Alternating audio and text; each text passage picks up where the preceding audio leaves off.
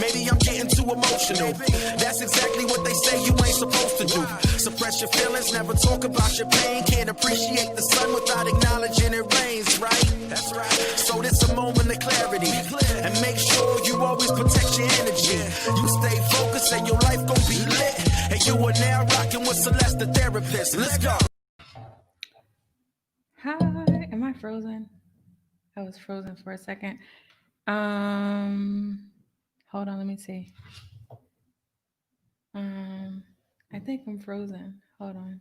I can hear myself talk, but hold on, let me just see. Where am I? Hold on. Let me just reset.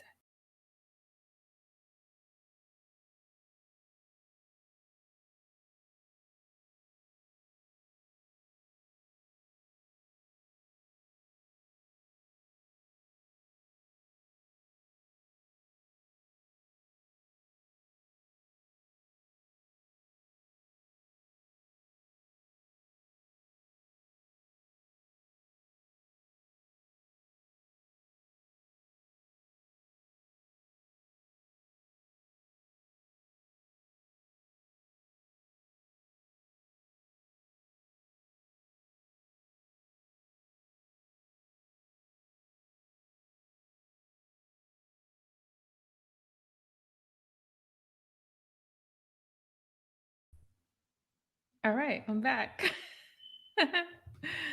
So, hi, beautiful people. If you've never been into my podcast before, my name is Celeste. I'm a therapist from Boston. I come on, I talk to people who are doing things to empower the lives of others by sharing their story. I typically come on Mondays and Thursdays. Today's Wednesday, and we are coming on. And I'm not going to waste any time. I'm going to add my guest to the stream, and I'm going to have him introduce himself to you all. Can you please introduce yourself to my audience, Mr. Ricky? Yes. What's up, everybody? It's your boy Rick here, Ricky Grant Jr. I'm in the building with my sister Celeste. Native of Boston, grew up in Roxbury, lived in Dorchester, Mattapan, all around the way. Been involved in community work for a long time. Chief of Community Engagement for the Suffolk County District Attorney Rachel Rollins right now. And Celeste, I've had a front row seat for everything that's going on today. Yeah, and if you are listening to this on the audio and are new to the podcast, Ricky Grant has been on the podcast before. He actually came on in July, and we talked about race in America, and which leads us to today's topic. The reason why I wanted to come on is because I was working Wednesday, doing paperwork, and I went to post something on Twitter. And I seen something that said National Guard has to go to Capitol Hill. Yep. So I'm thinking there's some kind of terrorist attack taking place, which technically there was, right? There was, but I don't see the media saying terrorist attack. But there was a terrorist attack today. So I wanted to bring on somebody because not only do I like to talk about the issue, I think it's important for us to really think about solutions or think about how to move forward, because with the way everything is taking place literally today, we can feel really stuck. And so I think you're like the perfect person to help me like have this dialogue. So I'm curious about your thoughts and how today's events unfolded for you. Man, so many thoughts, Celeste, so many thoughts, so many images, so many tweets that I've seen. So I'll start here. So right before we came on, Sean King, the activist, released some footage. It was a black man. He had remained at his post at the Capitol building. You can see that he was on the first floor. He was trying to keep rioters from getting in. The majority of that particular mob was white men. And they chased him. They chased him up the stairs. And you are watching on camera a black law enforcement guy being chased by a mob of white men at the Capitol in DC. It's just surreal. I got to be honest with you. I shed a tear watching that. I was afraid for his life. He eventually made it to the second or third floor where there were other officers, and they came out and they were able to hold the crowd off, at least when we saw the video go off. I mean, so many thoughts. I mean, me along with so many other people have decried the behavior of Trump for a long time. I think in my mind today, I just think about, wow, how dangerous he's been. I think about the level that it's at right now. I think about how he's been celebrated and promoted by fellow Republicans, by evangelicals, by white supremacists. His behavior has been excused. I even have close friends and family who's defended and excused people of color across the board. And it's just shameful. And hopefully today is a day where we all sober up, right? Where we come to a real place of sobriety and we say, particularly those who were supporting this kind of behavior and this kind of rhetoric, it's unbelievable. But one thing that I will say when you talk about solutions, Celeste, is what Donald Trump gave us is he gave us an identifiable enemy. He gave us something to rally around. When I think about what Stacey Abrams and the brothers and sisters on the ground in Georgia, what they've been able to pull off, we'll talk a little bit about that. I know is historic.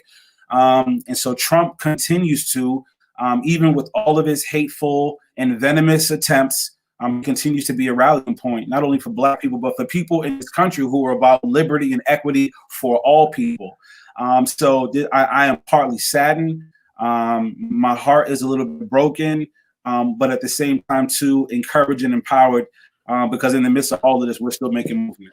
Absolutely. And, one of the things I want to quote is a line from Rick Ross, Apple of My Eye. He has a quote in the song that says, "I'm happy that Donald Trump became president because we have to destroy it before we rebuild it. We have to hold on."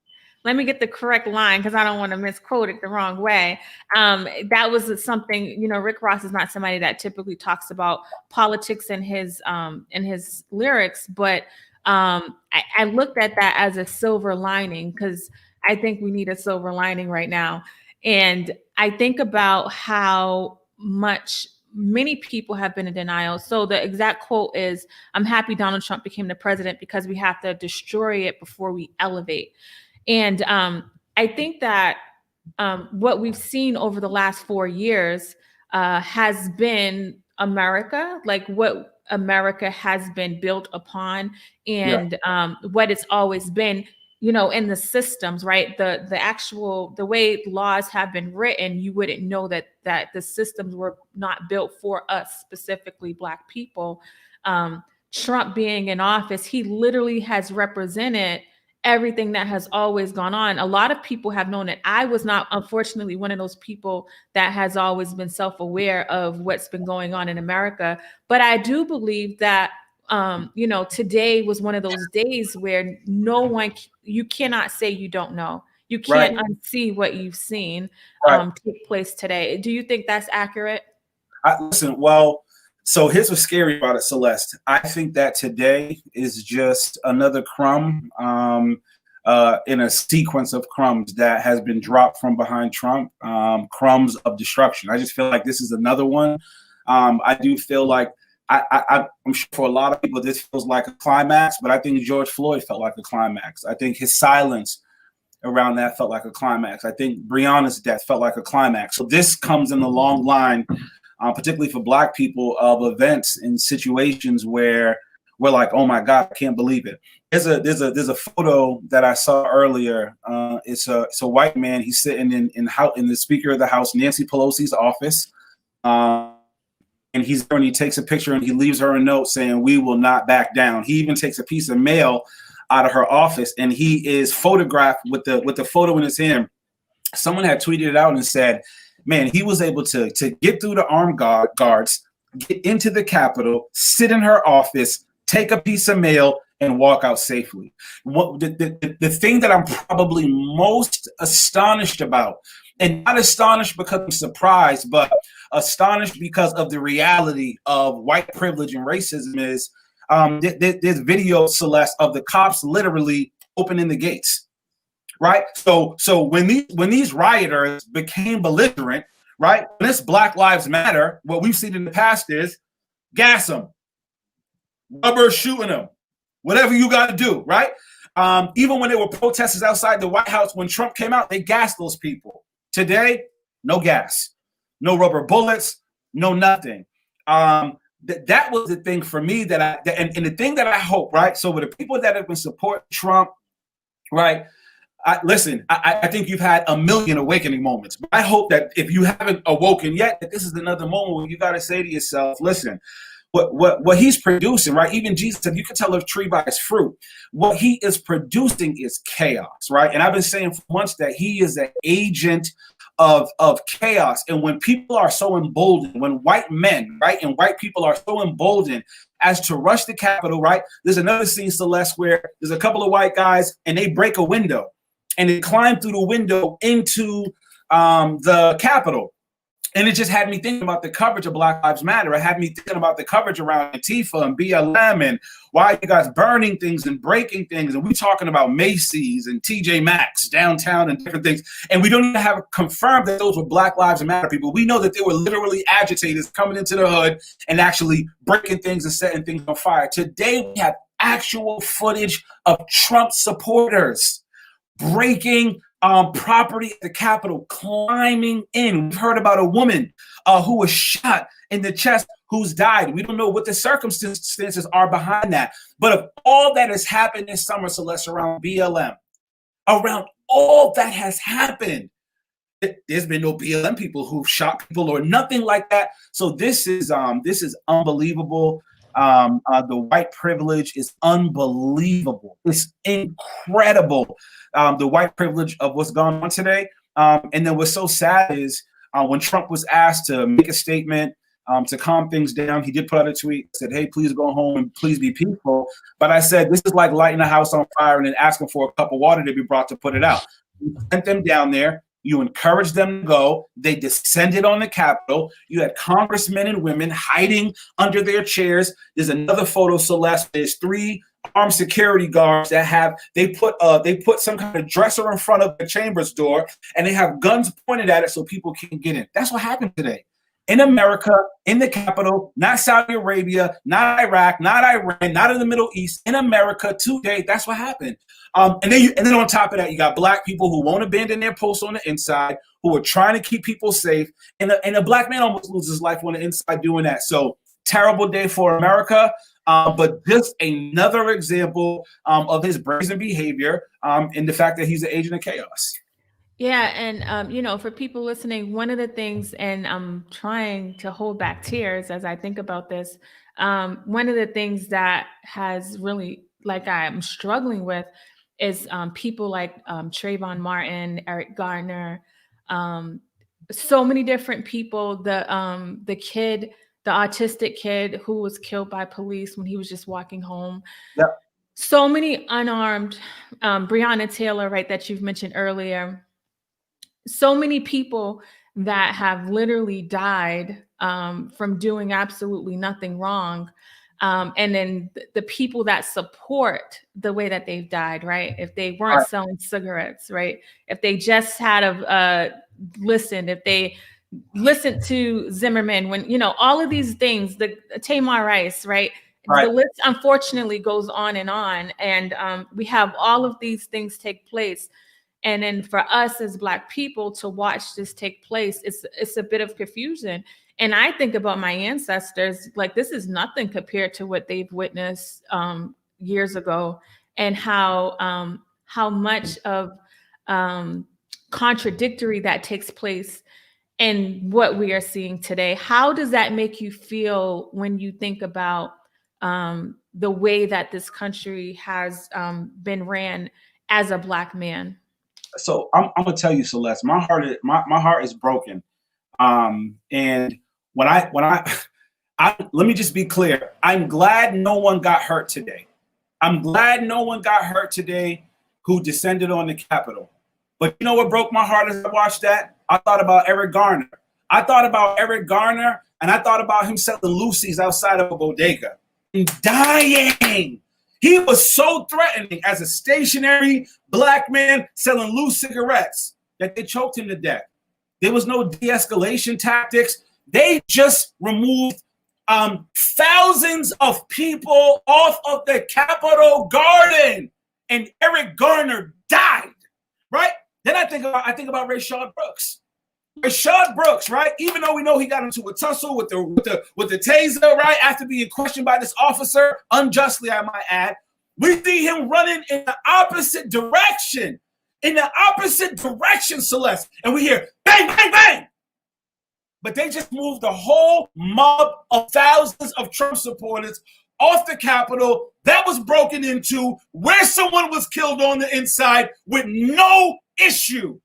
Michael Brown was a baby. He was a teenager running in the opposite direction. Bang, bang, bang, dead. They just moved the mob. So in my mind, what I thought to myself was, oh my God, I'm thankful for the peaceful resolution. The police were so calm.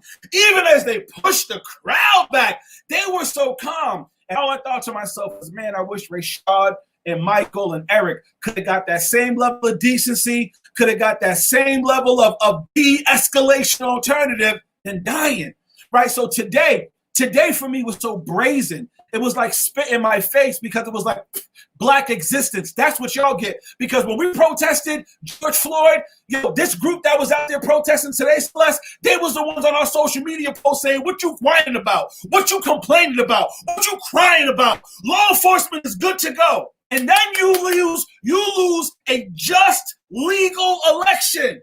And you can't take it. The amount of stuff, Celeste, that we as Black people have eaten in this country, we've eaten it over and over and over again.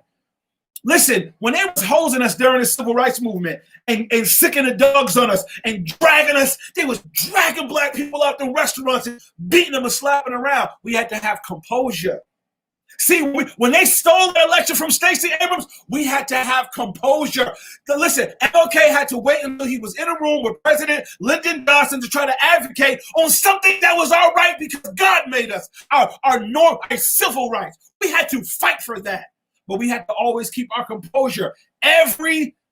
Y'all lost a just and legal election and you can't take it? And so what you're going to do is storm what's supposed to be one of the most secure buildings in the country? It's just, for me, it was just level for my offense as a Black person. And my first offense was, damn, can we get that decency? Can we get the de-escalation tactics? Number one. And then number two was just like, even when I was watching CNN cover it, right? And they called them a mob, and they wouldn't identify them the way that BLM's identified, the way Antifa's identified. It wasn't that level of identification. It was still a little too general for me. No, these are Trump supporters, domestic terrorists committing treason, period. And that's what we saw today. We watched a whole bunch of white men and white women descend on the Capitol and commit treason because we just went through a legal election. We legally elected Biden and Harris as our president and vice president. You didn't like it. And now you tried to disrupt a proceeding that was going to make that official. That's treason. That's treason. So the levels that this has gone to, right? But when I think about Colin Kaepernick, and I think about him sacrificing his career because he kneeled. Think about today. He kneeled because Black people were getting murdered. And then today, they brought it to the level of, we're going to storm in, someone's going to die on the inside. But when he kneeled, we got all that flack. And so the imbalance for me is so brazen. The hatred for not just Black, but Black lament. When we lament, when we bring things up, they don't want to hear it. The same group that descended on the Capitol didn't want to hear nothing that we had to say. Nothing. And then you descend because you lost a legal election. Listen, this is white privilege at its epitome. It's white privilege at its peak. And I couldn't even talk to anybody who's not sensible enough to be able to look at this and see what this is. Yes, and we hear the passion in your voice and your delivery, and you are preaching good stuff. And speaking of preaching, what does it look? Because part of why this is Trump's white supremacy is happening has a lot to do with the white evangelical church, and it has a lot to do with people like, I don't even know the lady's name, calling people from Africa to come and help with the election. Yeah. What should we? Because I'm all about. I want to know, like, what do these leaders need to do? The Black church leaders, and what needs to happen in the church? Because I don't want us to mistake what's happening with Christ. This is not like Christ at all. What needs to happen? I saw a tweet from a pastor today, and he said, I am more, he said, I'm paraphrasing it, but he was basically like, as sad as I am about what's happened, I'm more sad about Christians who have backed this, Christians who have supported this. So one of the most heartbreaking things for me, I'm a believer, I'm a Christian, I believe in Jesus, unapologetically, with no shame. And the amount of people, the amount of white evangelicals who run around and who claim to have the same profession as me, who have supported Trump, who have been silent about his behavior. When Jesus talks about selling your soul, profit from the world, and selling your soul to profit from the world, this is it. Like this is it. There's one white guy, I forgot his name. He was evangelical pastor, was a part of kind of Trump's crew, eventually ended up leaving it. And he came out and he said, all the pastors in there, they all know that he's wrong. They all know that he's insane. But everybody's trying to posture themselves so that they can get what they want. Right. And so when you think about and I'm glad you brought this up, Celeste, because one of my biggest concerns is that people understand the distinction between Jesus and Christians, all of them, because we're all flawed. But then also the historical, biblical, first century, brown skin, grew up with an oppressed people, Jesus, versus this American Christianity. This is evil. There was somebody out there today holding a Jesus Saves flag. Right. So for a lot of people in this country, not just white people, for a lot of people in this country, them being Republican, right, is synonymous with their faith. They have a nationalistic faith. Even some of them don't realize it. They very much have a nationalistic faith. And these evangelists who tell them this is God's will, because we had a lot of so-called prophets coming out saying Trump's going to be president. Trump's going to be president. And people, good intent, who want to trust God, who want to, they buy into it. And literally, you had droves of people who profess Christ. And for them, Donald Trump is synonymous with the move of God. Donald Trump is synonymous with Christian value. And it's some serious brainwashing. It is some serious brainwashing. And how we go from the first century Jesus of the Bible to this, it takes a lot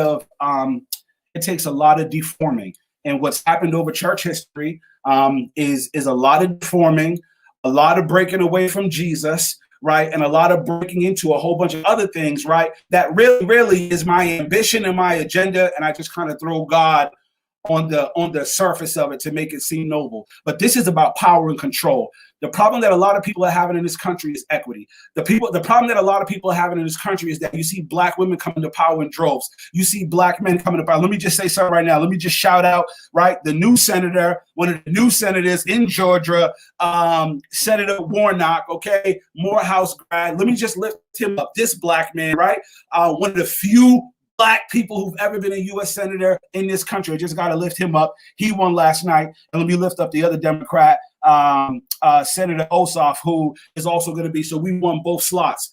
It's painful. It's painful, Celeste, and I'm telling you, when you look at these Christian magazines and Christian websites, and they're talking about the way that people are breaking away from the church, the breaking away from the church is not an accident. Right. And people are breaking away from the church, too, not because people are just unholy and don't want nothing to do with God.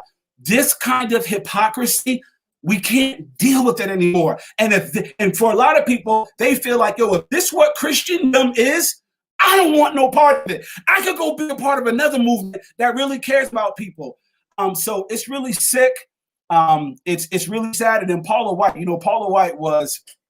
It's funny because as black people, Celeste, we are so inviting. We will allow you to come into our space. We will accept you. You can come to our clubs. You can eat chicken with us. You can dance with us. You can come to our churches. Everything. So Paula White was a rising superstar in the Black Pentecostal movement. She was with T.D. Jakes and all of them, and really got a platform and leveraged that platform, and then went off and became Trump's spiritual. She's been kind of left for a while.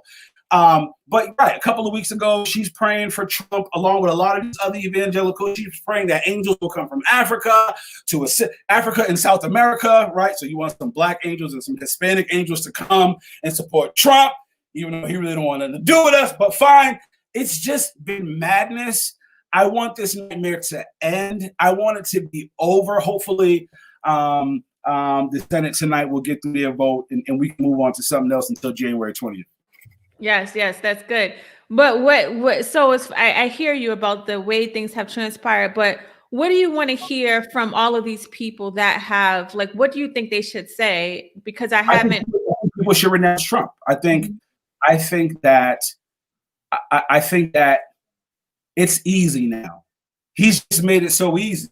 You know, I think a galvanizing point is saying, I don't stand for that. I'm not with that. There's a brother on Facebook. I was a pastor on Facebook, Hispanic pastor on Facebook. He had put up something, I think something just like this. He had put up something probably an hour ago, and he said, listen, I'm a Republican. That's how I vote. Those are my values. He said, but this behavior right here, what's going on right now is not acceptable. It's not okay. This is not what we want. Boom, and he just renounced any kind of allegiance to not being a Republican and not renouncing his values, but renouncing Trump and Trumpism. And I think that across the country, particularly pastors who have made it a note to come out and support him, need to come out and say, listen, you know what? I was wrong, right? Like, that's part of the problem, is that people can't come out and say, I was wrong, right? Like, now, are some of us still going to give them the side eye? Yes. And you deserve probably a little side eye too, even when you say, hey, because it's expedient right now, I think, to say I was wrong. I think it's politically expedient. I think it's everything expedient to say, hey, maybe I was wrong following Donald Trump. So at this point, just the humility to say, I was wrong. And let's get removing him and his way and his dangers. Like, let's galvanize first around that. And then so let's, even before Trump, there's so much work to be done.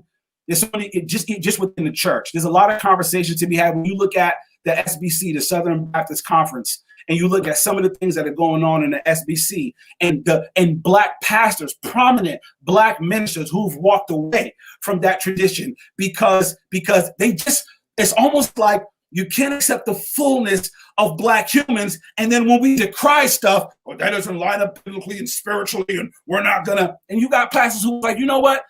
I'm out. And so what I want to see and what I would like to hear, I'd love to see from the SBC. I'd love to see from evangelical pastors. I'd love to see from the evangelical movement. Like, even if it's self-interest, just being like, we was wrong. We were wrong, and we're not with that no more. I think that's the beginning. I think that's the first step. Then you got a million steps after that. Absolutely. Matthew Page says, as of today, you're either a Trump supporter or an American. There's no more waffling on this, on middle ground, and you can't be both. Folks need to start making the choice, and the rest of us need to be holding them to it. I think that's very fair. I think what Trump has done over the last 4 years and today, even when he asked them to go home, he continued to state that the voter thing was a fraud. Even said that Mike Pence, this is my thing. No matter who you are, if he doesn't like what you've done, the governor in Georgia was rocking with him hard. He picked the vice president, but tweeted that he didn't do the right thing. He didn't have the courage to do the right thing. And so you have all these minions that continue to flock and follow him. And I think it's important that we hold the people that are in power accountable. My heart goes out to all of the families who have people that are working in the Capitol, who that, for me, I would think that's my partner's safe. They're going to the Capitol, they're good. And so to have to watch this take place, the anxiety, and then with no mask, right? Like, we're in the middle of a pandemic. When we were marching about George Floyd, they were like, what are you doing? It's a pandemic. Mind you, the numbers didn't spike when we were marching because we were doing it in a very safe way with our masks. They descended with no mask on because they did not. And these people, the values about the Republican, the pro-life, you want to talk about pro-life, the way they ran after the black man, the way they ran after the black man, the way they stormed through there, and they say they're pro-life, right? But they have to stop. Celeste, It doesn't make any sense. Celeste, they're pro-life and they're pro-law enforcement. And they put Celeste, they put the life of every single one of those officers in jeopardy because of COVID. Every single one of them. Celeste, can you imagine being a wife or being a husband or being a partner or being the son or the daughter of one of those people out there today? And you're thinking to yourself, yo, like these are supposed to be pro-America people. These are supposed to be pro-law enforcement. Put every single last one of them at risk. This is what happened today, Celeste. This is not an exhaustive list. A woman was killed today up there. You have frightened Congress people. There's pictures of them. There's a picture, Celeste, of a woman. I don't know who it is, which Congress person it is. She's laying in between like the pews, like you would when you was a kid going to church and you didn't want to be in church no more. And you was like, please, one with the service. And she's on the ground like this, holding her chest like this. So you had afraid Congress people. Okay, you're gonna have a COVID spread, right? We saw the epitome of privilege, right? And so again, when I just think about the risk to the law enforcement. By the way, though, Celeste, there is also a selfie of a white officer in the Capitol taking a picture with one of the people that descend on it, right? So in one video, you got a black dude running for his life in Capitol as a white mob is chasing him, and then in another video, you got a white cop taking a picture with the mob that came and taking a selfie. Celeste, sometimes, listen, when I saw what was happening, I didn't want no black people down there. Now, again, do I want anyone to get hurt? No. I don't want no black people down there. Back to Matthew's quote. Celeste, this is where I'm at with it. I agree with him. This is not an issue around politics, right? Some things are political. Some things are about being a human being, right? And we should not conflate the two. And I think when we conflate the two, we get ourselves into trouble. This is a human issue, right? The American people went out and they elected Joe Biden to be president in record number. More people voted than ever before. Okay, let's say after that, Celeste, you feel like I got a legitimate gripe. I think something happened. Then I go and I bring 30 plus issues before the court. Really it's 60. And all of them get thrown out except one, right? Like you've even been given the opportunity to say and prove and show, and there's been nothing. There's been nothing. You don't think some of them Republican judges and court people you don't think some of them were hoping that there was going to be some evidence? When you have Republicans and Democrats alike who are coming out and being like, there was no fraud. It's just a dangerous thing. This is not politics. This is inhumane. We believe that this is our country. Solely and only. They got mad when we said Black Lives Matter, even though we meant Black Lives Matter too. But today's behavior shows us that you want this to be yours only. So when we was like, yo, Black Lives Matter too, for them, it's just us. Today, what we saw was domestic terrorism. We saw treason. And I hope that the news outlets, CNN and MSNBC in particular, will term it as such, straight up. Yeah, and I just hope it's not, being whitewashed, because it was unbelievable. And I want you to talk to our brothers and sisters who are watching this, and as this person is saying, I don't feel safe. Talk to them about, because I feel like we need some encouragement right now around. I got some encouragement, Celeste. You have some? I got some encouragement, Celeste. You want to know what's encouraging, Celeste? Okay. I'm going to tell you the truth. What is encouraging is 70 million of us went and voted for Joe Biden. He is going to be the president of the United States. We just had one of the biggest wins in Georgia history. We was watching the Georgia Senate race. We was watching the election. We got 2 Democratic U.S. senators in Georgia. Kamala Harris, the vice president, she's going to break the tie. And so we'll have a Democratic president, and we will have a Democratic ruling House and Congress. I'm sorry. And when it comes to us being able to really look at a number of agenda items that we've had that have gotten no momentum, no movement, even from Obama's era, will actually get looked at, and get a real chance to get moved forward, policies and reforms that will bring about real equity. So that's excellent news. Like honestly, this is terrible, but this is like This is like when your baby is screaming right before you're about to put them to bed. Like you got a couple of kids, Celeste. I've had 3 kids, right? And when you first have them, they have different cries. They have the hungry cry, they have the change me cry, then they have the I'm tired cry. And when you hear the I'm tired cry, you're like, yes, all I got to do is kind of rock a little bit, just kind of like endure this last little piece, and you're gonna go to bed. And you know what that was like, Celeste. Like when they finally go to sleep, like, oh my God, what am I gonna do with my life? This is like this right here. What Trump is doing is the last tantrum, right? But we're winning. We're winning. We literally flipped the country. That's what we did in the last couple of months. So the encouragement is, in the midst of all that has been going on, we literally flipped the power and the control of the country. Black women, Malcolm X said the most unprotected people in America are black women. Black women flipped this thing upside down. Not just the Georgia election, the presidential election as well. So I'm lamenting what happened today, but by no means, we have made momentum, and we've done it. Like we get to literally look at ourselves and say, we did this. This president wants to hold on to power so bad, Celeste. And I honestly believe that if he was as smart as Hitler, he would have had a better shot at it, right? Because when you look at these last 4 years, everything was set up for him. Everything was set up for him. He's just a nincompoop. Honestly, like he's just not intelligent and just couldn't wield his power the right way. But Hitler was smart enough because what people don't realize about Germany is before it became a dictatorship, when Hitler took over, it was a democracy. They were voting people in and voting people out. And he spewed rhetoric for 2 years, 3 years, 4 years, got the political capital and took over.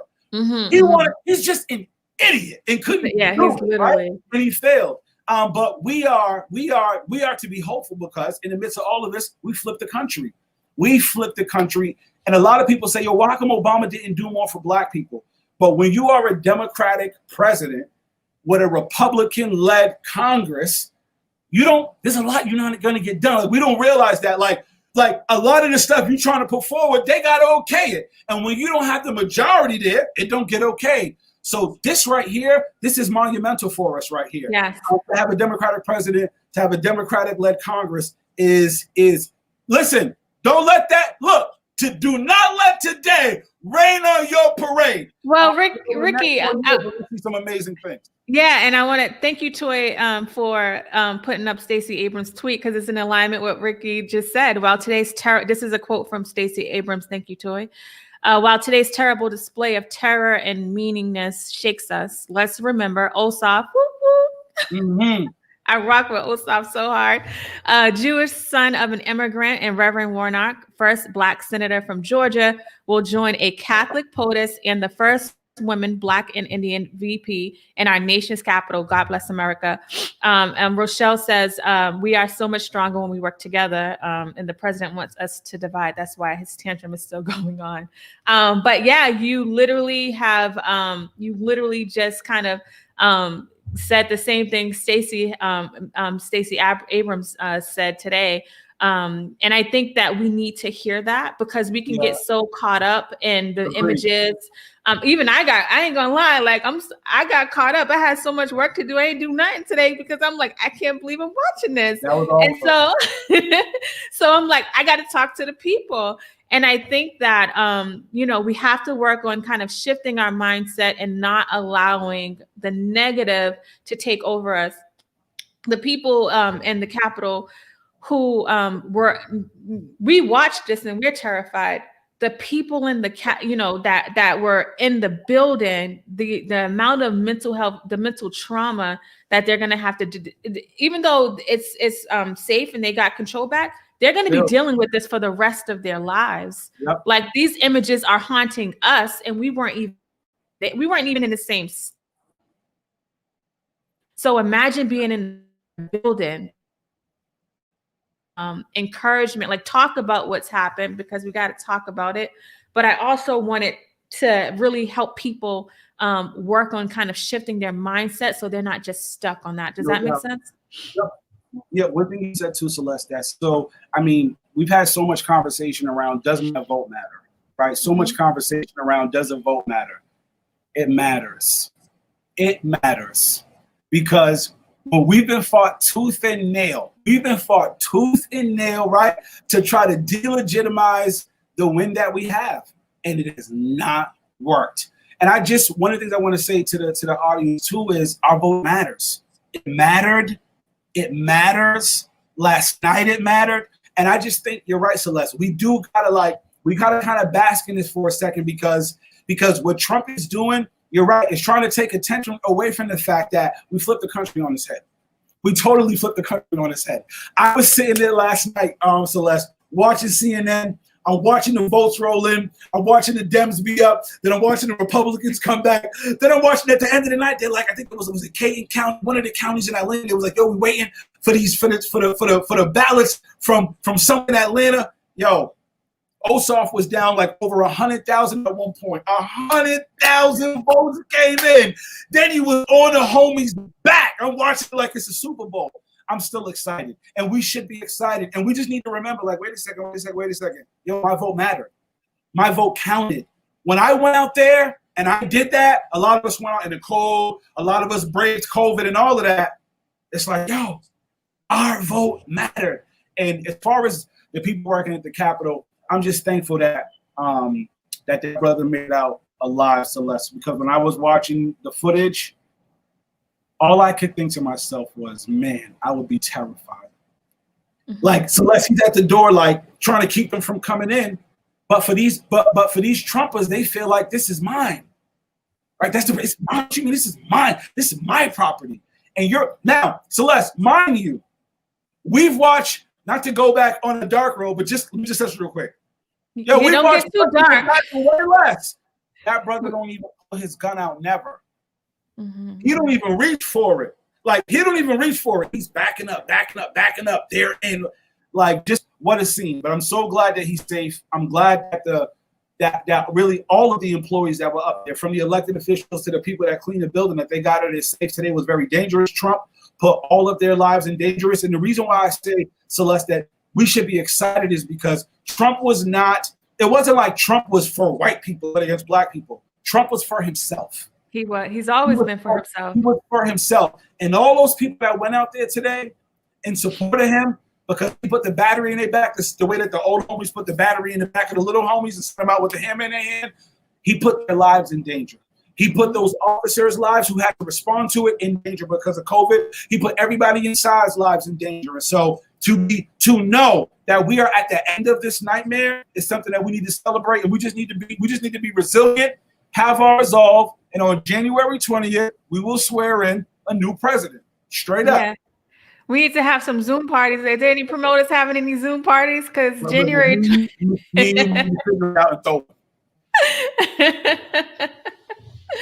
Yes. This was good. Did I miss anything that happened today? We talked and the range of emotions that we went through. But I don't want what happened in Capitol Hill to override the amazing thing that took place in Georgia. Clearly, voter suppression is real. And, I think that because they weren't able to completely suppress us, they're in complete shock what happened. And so, like, I'm extremely happy for your voice today. No. Yeah, absolutely. The one thing I will end on and say is the same patience and dignity that those rioters were showed today when they were peacefully moved off of the Capitol lawn. Eric Garner, Rashad Brooks, Michael Brown, Sandra Bland, Philando Castile, and many, many, many, many others, they deserve that dignity. George Floyd deserved the dignity to have his life. Breonna Taylor deserved the dignity to have her life. Today we watched law enforcement not be afraid enough by a mob to pull out their guns and shoot or gas or hit or anything. And what I hope is that model of policing, I hope that we will encapsulate that and we will take that same kind of policing and ingratiate that in police departments across the country, right? To be full of patience and deference, calmness in the face of a mob. And I hope that mobness is not only associated with blackness from now on. I hope that mobness is mobness, and that behavior that's not okay is going to be deemed as behavior that's not okay, regardless of what you look like.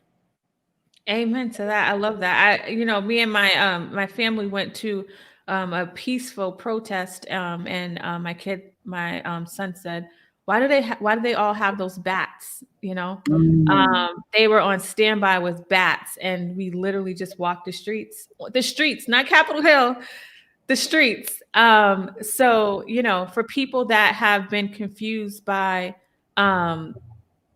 white privilege or racism, you you don't have any other reason to be confused after today. Like, you literally have no other reason to be confused after.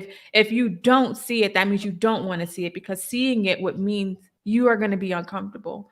And I understand uncomfortability. There are things that I am uncomfortable with recognizing. There are things that Ricky's uncomfortable with recognizing, right? Like, you just got to recognize it, and it's the reality. And so, like, really understand that what you have seen today on Capitol Hill take place, and how patient they were in and how they were prepared. There's no way they did not know this was happening. If y'all intercept bombs from other countries, and y'all knew that they were going to be up there today doing what they did, and y'all was not prepared at all, taking selfies with people, right? So really understand that you cannot unsee this. If you choose to unsee it, then that's your choice.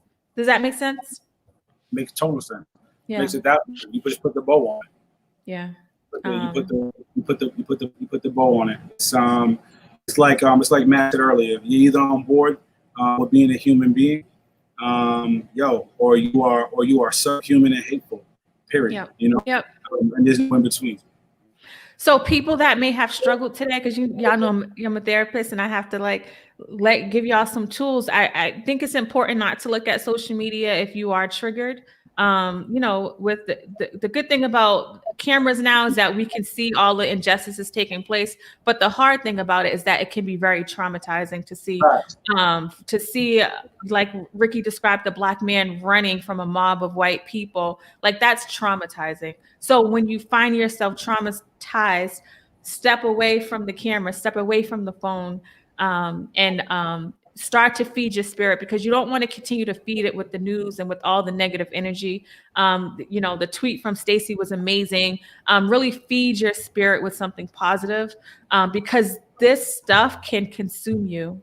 If we allow it, this stuff will consume you. So really be mindful on what you are allowing in your life and how it's making you feel when it comes to this stuff. Do you have anything else to add before we go?